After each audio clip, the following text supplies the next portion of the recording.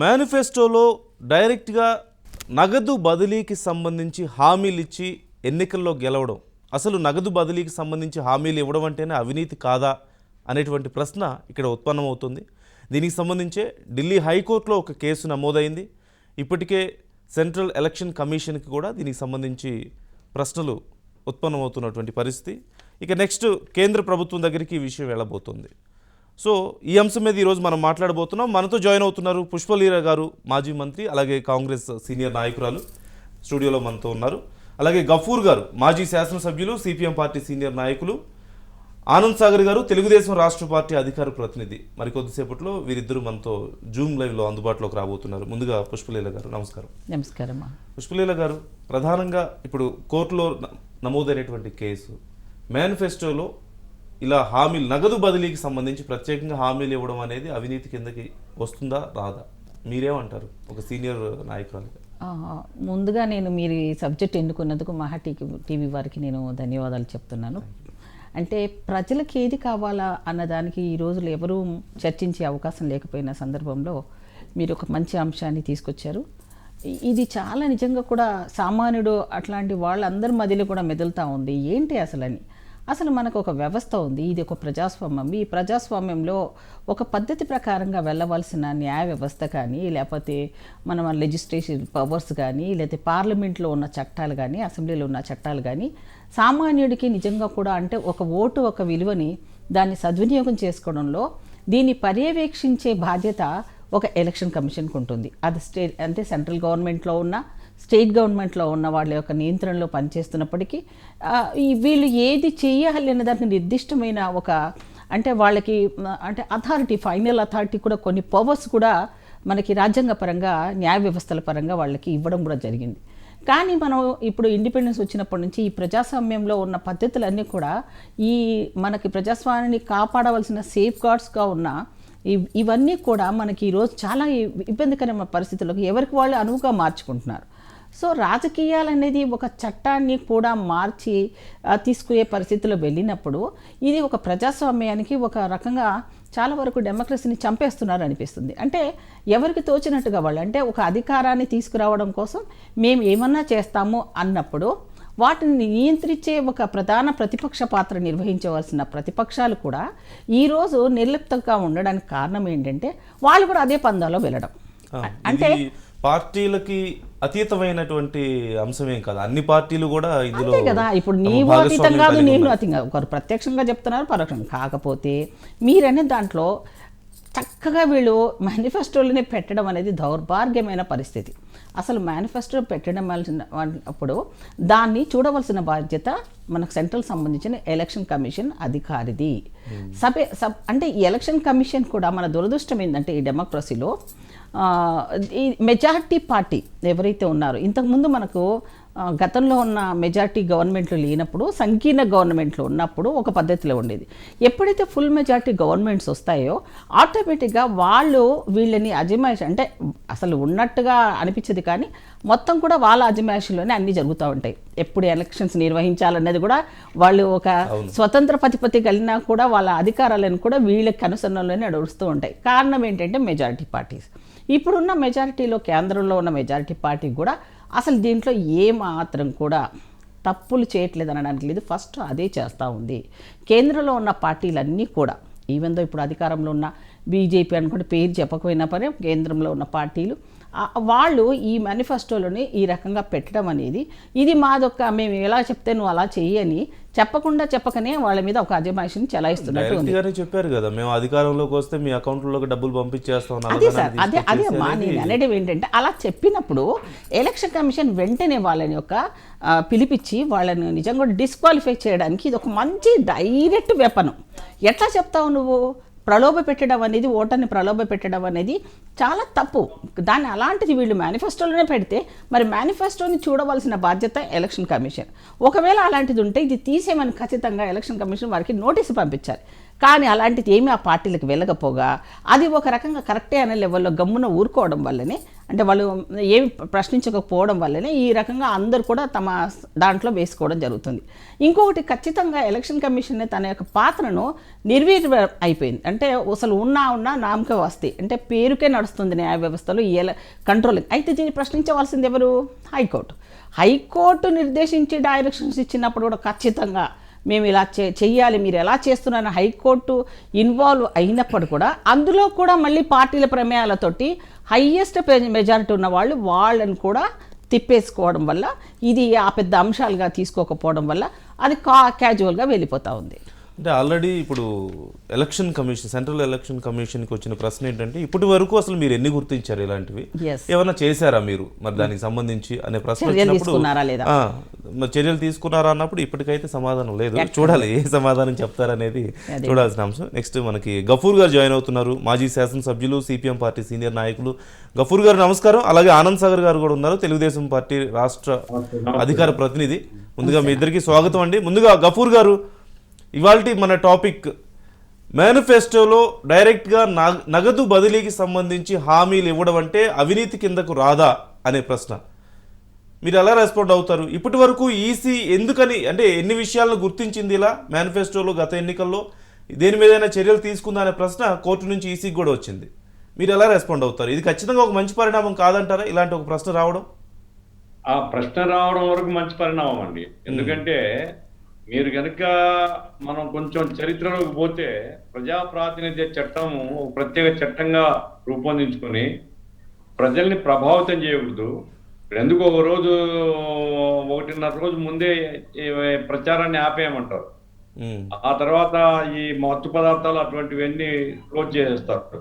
అంటే ఏమిటి? మత్తు ప్రభావం కానీ పార్టీల ప్రచార ప్రభావం కానీ లేకుండా ఫ్రీగా ఆలోచించుకొని ఫెయిర్గా ఒక డెసిషన్ తీసుకొని వాళ్ళ ప్రతినిధులు ఎన్నుకోవాలి అనేటువంటి ఒక ఉద్దేశంతోనే ప్రజా ప్రాతినిధ్య చట్టంలో ఇవన్నీ పెట్టుకున్నాం మనం. అయితే ఇప్పుడు అసలు మత్తు ఈ మత్తు కాదు, అసలు మత్తు ఏంటంటే ఎంత ఇస్తావు అనేది ముందుకు వచ్చేసింది. ఏమిస్తారు, ఎవరైతే ఏమిస్తారు అనేటువంటిది. ఆ రకంగా ఏమంటే ప్రజాస్వామ్యము ధనస్వామ్యంగా రూపాంతరం చెందుతుందండి. అంటే ధనికుడు తప్ప సాధారణమైన వాడు ఎవడు ఎన్నికల్లో పోటీ చేయలేడు. ధనికులు తమ దగ్గర ఉండేటువంటి ధనాన్ని ఉపయోగించి ప్రజల్ని ప్రభావితం చేయడం చట్టబద్ధంగానే సాగుతుంది. ఇప్పుడు ఈ రకమైనటువంటి పరిస్థితిలో మార్పు రావడానికి ఆ ప్రశ్న ఏదైతే ఎలక్షన్ కమిషన్కు ఢిల్లీ హైకోర్టు ఇచ్చిందో అది ఉపయోగపడుతుంది, చర్చ జరుగుతుంది, చర్చ జరగాల్సినటువంటి అవసరం ఉంది.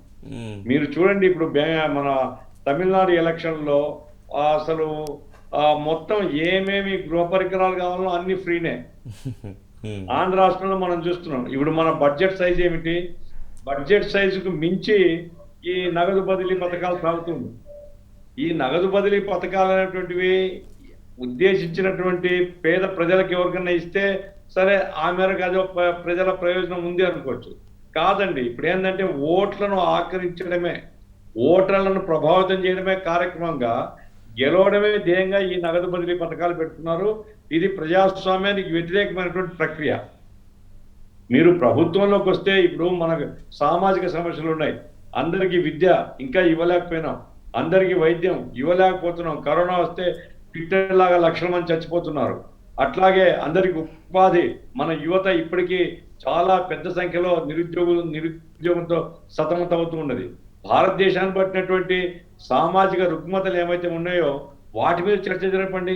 వాటి మీద మేము వస్తే ఇదిగో ఇది చేస్తాం, ఈ రకంగా ఉపాధికి పథకాలు పెడతాము అనేటువంటిది ఏదైనా పెడితే దానికి అర్థం ఉంది. కానీ మేము వస్తే మీకు అది ఇస్తాము, ఇది ఇస్తాము, నగదు బదిలీ చేస్తాము, 10,000 ఇస్తాము, 5,000 ఇస్తాము అనేటువంటి పద్ధతిలో ఈరోజు జరుగుతుంది. ఇదేదో అమాయకంగా జరుగుతున్న ప్రక్రియ కాదు సార్. భారతదేశంలో రాజకీయాలను అబ్జర్వ్ చేస్తే ఎలక్షన్ కమిషను శుద్ధంగా ఉండదండి. ఎలక్షన్ కమిషన్ కూడా నామినేటెడ్ బై అధికార పార్టీ, ఎవరు కేంద్రంలో అధికారులు ఉంటే వాళ్ళు నామినేట్ చేస్తారు.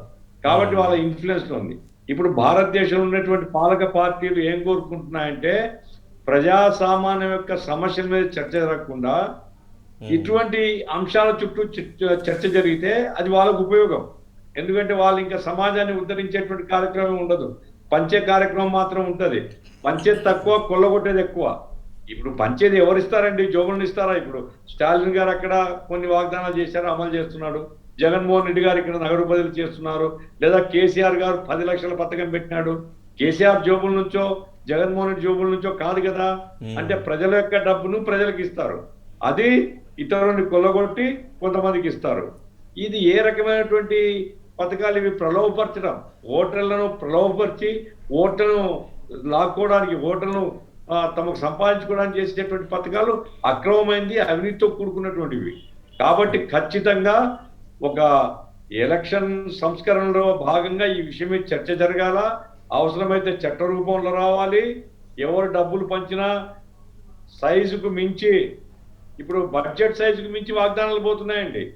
ఆ రకంగా ఎలక్షన్ కమిషన్ వాళ్ళు పార్టీల యొక్క మేనిఫెస్టోలో ఉండేటువంటి అంశాలను కూడా వాళ్ళు స్టడీ చేసేటువంటి పద్ధతిలో వాళ్ళకి పవర్స్ రావాలి. ఆ రకంగా మేనిఫెస్టోలో ఉండేదాన్ని మాత్రమే అమలు చేసేటువంటి పద్ధతిలో, సూపర్వైజ్ చేసేటువంటి పద్ధతిలో ఎలక్షన్ కమిషన్ పవర్స్ ఇవ్వాల్సినటువంటి అవసరం ఉంటుంది. మేనిఫెస్టోలో మాత్రం ఈ నగదు బదిలీ పథకాలు, ప్రలోభపరిచేటువంటి పథకాలు, ఈ రకమైనటువంటి పథకాలకు ఎక్కడ స్కోప్ ఉండకూడదు. వాళ్ళు ప్రజలు ఫ్రీగా ఆలోచించి ఏ పార్టీ తమకు సేవ చేస్తుందో ఓట్లు వేసుకోవచ్చు. ప్రజలకు ఆ అధికారం ఉంది. అంతే తప్ప ప్రలోభపరిచి డబ్బు ద్వారా ఓట్లను లాక్కుండేటువంటి పద్ధతిలోకి పార్టీలు పోతే, ఒకప్పుడు సొంత డబ్బులు ఇచ్చేవాళ్ళు, ఇప్పుడు కాదండి. ప్రజల డబ్బులే ప్రజలకు ఇచ్చి ఓట్లు వేయించుకుంటున్నారు. అంతే కదా. బడ్జెట్ నుంచి డబ్బులు ఖర్చు పెడతామని చెప్తున్నారు. ఇది ఖచ్చితంగా అవినీతి తారస్థాయికి పోవడం తప్ప ఇంకోటి కాదు. కాబట్టి ప్రజాస్వామ్యం బతకాలంటే ఈ పద్ధతిలో మార్పు కోసం అన్ని పార్టీలు కృషి చేయాలి. ప్రజలు దానికోసం ఆందోళన చేయాలి. ఖచ్చితంగా అవినీతి కూడా చాలా లీగల్గా చేసే పద్ధతి ఇది. వ్యవస్థని వాడుకొని, వ్యవస్థలో ఉన్నటువంటి చిన్న చిన్న లోపువలసను వాడుకొని లీగల్గానే అవినీతి చేసే పద్ధతి ఖచ్చితంగా. ఆనంద్ సాగర్ గారు మీరేమంటారు? కరెక్టే సార్. రాజ్యాంగం ఏదైతే చెప్తుందో దాన్ని తూచా తప్పకుండా పరిపాలించే ప్రభుత్వాలు నడిపినప్పుడు, రాజ్యాంగాన్ని 100% అమలు చేసినప్పుడు అవినీతికి చోటు లేనటువంటి ఒక సమాజం ఏర్పడుతుంది. అటువంటి సమాజంలో ఎన్నికలు జరుగుతాయి. ఒక సామెత ఉంది పల్లెటూరులో, 100 అబద్ధాలు ఆడి ఒక పెళ్లి చేయమన్నారు. ఇప్పుడు 1 కోటి అబద్ధాలు ఆడి ఎమ్మెల్యేగా గెలు, ఎంపీగా గెలు, అది వ్యవస్థ అలా తీసుకొచ్చారు. దీన్ని పేదవాడు ఎప్పుడు కూడా ఏదో పెడతారని ఆశిస్తారు. దాన్ని ఇప్పుడు పశువులు ఉంటాయి సార్, సహజంగా పశువులు గడ్డి మేస్తాయి. దానికి ఏం చేస్తారు, ఎక్కువ దిగుబడి పాలు రావాలని చెప్పి తెలగపిండని, తౌడని, చిట్టని, పొట్టని, దాణని పెడతారు, దాన్ని పిండుకోవడానికి అనమాట. అలా ఈ పేదవాడికి వాడు నిజంగా డబ్బులు ఇవ్వకపోయినా కూడా ఓటేస్తాడు. వీళ్ళు ఈ డెమోక్రటిక్ సిస్టంలో 60 మంది ఓటేస్తే 31 మంది ఓటేసిన నెగ్గుతాడు. అంటే ఒక ఓటు వచ్చినా వాడు విన్నర్. ఈ పై చేయి సాధించుకునే యుద్ధంలో పేదవాడిని ఒక బొమ్మను చేసి కొంటున్నారు కోట్లని. ఈవేళ ఒక ఎమ్మెల్యే క్యాండిడేట్ నెగ్గాలంటే 30 నుంచి 40 కోట్లు, 50 కోట్లు కావాలి. ఇది పరిస్థితి. నేను 94లో ఎమ్మెల్యేగా పోటీ చేశా. నాకు 10 లక్షలు అయింది ఆ రోజు. ఖచ్చితంగా. అంటే ఇది 2 అంశాలు సార్. మీరు అన్నట్లుగా ఎన్నికలు చాలా కాస్ట్లీగా మారిపోతున్నాయి అనేది ఖచ్చితంగా ఒక అంశం. ఎట్ ది సేమ్ టైం ప్రజల డబ్బునే ప్రజలకు పంచిపెడుతూ ఒక లీగల్గా ఒక రకమైనటువంటి అవినీతికి పాల్పడుతూ, అది అంటే రియలైజ్ అవ్వలేని పరిస్థితుల్లో సమాజం ఉందనడంలో సందేహం లేదు కదా. అంటే జనానికి తెలియదు, మా డబ్బే మాకు పంచిపెడుతున్నారు అనుకోవడం లేదు. ఓ మాకు ఎన్నికల టైంలో ఒక 25,000 వస్తాయి మొత్తానికి, లేదంటే ఒక 50,000 వస్తాయి, ఎన్నికలు అయిన తర్వాత మళ్ళీ ఒక 10 లక్షల అకౌంట్లో పడిపోతాయి అని ఆలోచిస్తున్నారు తప్పితే ఆ సెన్స్ రియలైజ్ అవ్వని పరిస్థితి ఉంది కదా. ఇంకా ప్రజల్లో ఇంకో దురభిప్రాయం కూడా ఉందండి. ఎట్లా అంటే, ఇప్పుడు పలానా పార్టీ నాయకుడు, పలానా ముఖ్యమంత్రి డబ్బులు ఇస్తున్నాడు అంటే, డబ్బులు ఇస్తున్నాడు, అతనేమో కోట్లు, వేల కోట్లు దోచుకుంటున్నాడు అని అంటాం అనుకోండి. వాళ్ళు ఏమంటారంటే, ఎక్కడ దోచుకుంటున్నాడు, ప్రభుత్వం దోచుకుంటున్నాడు, మాకు ఇస్తున్నాడుగా అంటారు. అంటే ప్రభుత్వం వేరు, ప్రజలు వేరు అనే భావన ఇంకా సమాజంలో 100% మంది జనాభా దగ్గర ఉంది అభిప్రాయం. అక్కడ మోటివేట్ చేయాలి జనాన్ని. అంటే ప్రజలే ప్రభుత్వం, ప్రజల సొమ్మే ప్రభుత్వం దగ్గర ఉండే సొమ్మనే వాస్తవాన్ని ప్రజలు గ్రహించేటట్టుగా మోటివేట్ చేయాలి ఇంకా సమాజాన్ని. ఇది ఎన్నికల కమిషన్ ఉంది సార్. టిఎన్ శేషన్ గారు అనే వ్యక్తి రాకపోతే ఎలక్షన్ కమిషన్ గా, ఆ ఎలక్షన్ కమిషనర్ గా, చీఫ్ ఎలక్షన్ కమిషనర్ గా ఆ రోజుల్లో అసలు ఎన్నికల సంఘం ఒకటి ఉందనే విషయం కూడా ఆ రోజు ప్రజలకు తెలియదు. అప్పుడు ఆయన తీసుకొచ్చిన సంస్కరణలతో అక్కడ ఆగిపోయింది. మళ్ళీ ఎవరో దానికి సంస్కరణలు తీసుకురాలా.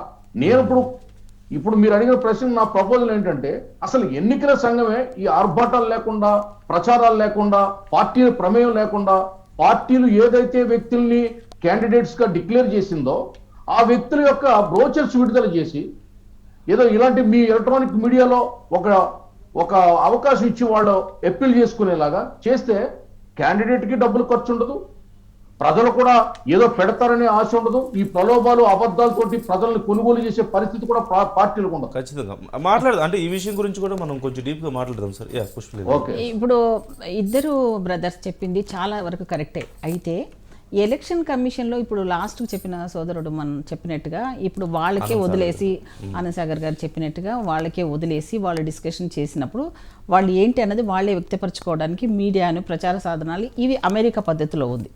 సో అంటే మన బడ్జెట్ ఎంత, బడ్జెట్ తగ్గట్టు వాగ్దానాలు ఉన్నాయా, ఒకవేళ ఉండకపోతే ఎలా తెస్తావు అంటే సోర్సెస్ ఎట్లా క్రియేట్ చేస్తావు అనేది అక్కడ జడ్జి అడుగుతారు. ఇలాంటి పాత్ర ఇక్కడ ఎలక్షన్ కమిషన్ నిర్వహించాలి. అన్ని పార్టీలను పిలిపించి వాళ్ళ మేనిఫెస్టోని పరిశీలించి ఒక మీటింగ్ పెట్టి అది మీడియా ముందు పెట్టి, నువ్వు ఈ వాగ్దానం చేసావు, ఇన్ని 100 కోట్లు ఈ వాగ్దానంలో ఇచ్చావు, మన బడ్జెట్ ఎంత, నీ వాగ్దానాన్ని ఎలా నెరవేర్చాలనుకుంటున్నావు, అది సాధ్యమేనా? ప్రజాస్వామ్యం అంటే సంక్షేమమే. సంక్షేమ రాజ్యంలో సంక్షేమం చేయాల్సిందే, పేదవాడి కోసం చేయాలి తప్ప దాన్ని అనవసరమైన డబ్బులకు నువ్వు ఎలా వాగ్దానాలు ఇస్తున్నావు? ఈ మితిమీరిన వాగ్దానాలు ఒకవేళ ఇవ్వకపోతే నువ్వు డిస్క్వాలిఫై అవుతావు. లేదు నన్ను కన్విన్స్ అయ్యి ఆ తర్వాత నువ్వు ప్రజల ముందుకు వెళ్ళు అని నియంత్రించగలిగిన శక్తి ఎలక్షన్ కమిషన్ కనుక ఉండగలిగితే అది ఇవన్నీ ఆర్భాటాలన్నీ బంద్ అయిపోతాయి.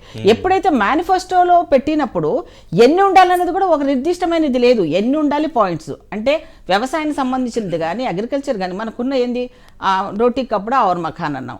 ఇప్పుడు దానికి ఆ హిందీ లెవెల్ చెప్పినప్పుడు గరీబీ హఠావ్ అని ఒక నినాదము, లేకపోతే రైతే రాజు అని ఒక నినాదము, ఇలా ఒక్కొక్కరు ఎవరితో వచ్చింది వాళ్ళు చెప్పినప్పుడు దాన్ని సమూలంగా నిర్మూలించాలంటే మనకి పేదరికంలో ఉన్న వాళ్ళది ఎంతవరకు ఉన్నారు, 40% ఉన్నారా, దానికి సంబంధించిన ఆ దిగువన ఉన్న వాళ్ళని పైకి తీసుకురావడంలో ఇండిపెండెన్స్ వచ్చినప్పటి నుంచి ఇప్పటి వరకు ఏం చేశారు, ఇప్పుడు మీరు రాబోయే దాంట్లో ఈ బడ్జెట్లో మీరు ఎలా చేయబోతున్నారు అనేది ప్రత్యక్షంగా ఎలక్షన్ కంటే ముందే ఎలక్షన్ కమిషన్ వీళ్ళను ఫైనల్గా చేసి స్క్రూటినీ చేసి మీరు నన్ను కన్విన్స్ చేయలేకపోతున్నారు, మీరు ఇచ్చిన వాగ్దానాలు నెరవేరవు, మీరు రిసోర్సెస్ ఎట్లా తీసుకొస్తున్నారో చెప్పలేకపోతున్నారు. సో కాబట్టి మీరు లేదనేది ఇది ఎలక్షన్ కమిషన్ ఏ రోజైతే తీసుకుంటుందో అప్పటి వరకు ఈ ప్రజాస్వామ్య యొక్క విలువ మనకు అర్థం కాదు. మీరు అన్నట్లుగా ఎలక్షన్ కమిషన్ పనితీరు కూడా ప్రశ్నార్థకంగానే ఉంది అనడంలో ఎలాంటి సందేహం లేదు. మాట్లాడదాం, ఒక చిన్న బ్రేక్ తీసుకుందాం. బ్రేక్ తర్వాత అసలు ఇది సాధ్యాలు ఎంతవరకు ఉంది, అవకాశం ఎంతవరకు ఉంది అనే దాని గురించి కూడా మనం మాట్లాడదాం. ఎందుకంటే ఒక అభ్యర్థి పోటీ చేసే ముందు లేదంటే పోటీ చేయాలంటే ఇదిగో ఇంత లిమిట్లోనే నువ్వు ఖర్చు పెట్టాలి అని చెప్పేసి ఎలక్షన్ కమిషన్ నిర్ణయించినప్పటికీ ఎంత ఖర్చు పెడుతున్నారో ఎంత పంచి పెడుతున్నారో మనందరికీ తెలియని విషయం కాదు. బట్ ఇప్పుడు మళ్ళీ కొత్తగా ఇలాంటి హామీల విషయంలో ఎంతవరకు కంట్రోల్ చేయడానికి అవకాశం ఉంది అనే అంశం ఖచ్చితంగా ఒకటైతే స్టైల్ ఆఫ్ డిస్ట్రిబ్యూషన్ మారిపోయింది. అంటే గతంలో ఎన్నికలు జరిగినప్పుడు ఒక 10 ఏళ్ల క్రితం 15 ఏళ్ల క్రితం ఇదిగో మేము కనుక అధికారంలోకి వస్తే మీకు కుట్టు మిషన్లు ఇస్తాం, అంటే మీ జీవన ప్రమాణాలు పెంచడానికి ఉపయోగపడే పని చేస్తామని గతంలో చెప్పడానికి కొంత అవకాశం ఉండేది. కుట్టు మిషన్లు ఇస్తామనే వాళ్ళు, లేదంటే రైతులకి ట్రాక్టర్లు ఇస్తాం మీరు దున్నుకొని వ్యవసాయం చేసుకోండి అనేవాళ్ళు, ఇలా రకరకాలు. కానీ ఇప్పుడు డైరెక్ట్గా మేము అధికారంలోకి వస్తే మీ అకౌంట్లో ఇంత డబ్బులు వేస్తాం, మేము అధికారంలో ఇప్పుడు అది ఎంతవరకు హెల్ప్ఫుల్ అవుతుంది వాళ్ళ ప్రమాణాలు పెంచడానికి అనే అంశం కూడా ఖచ్చితంగా తెర మీదకి వస్తుంది. దీని గురించి మాట్లాడదాం ఒక చిన్న బ్రేక్ తర్వాత.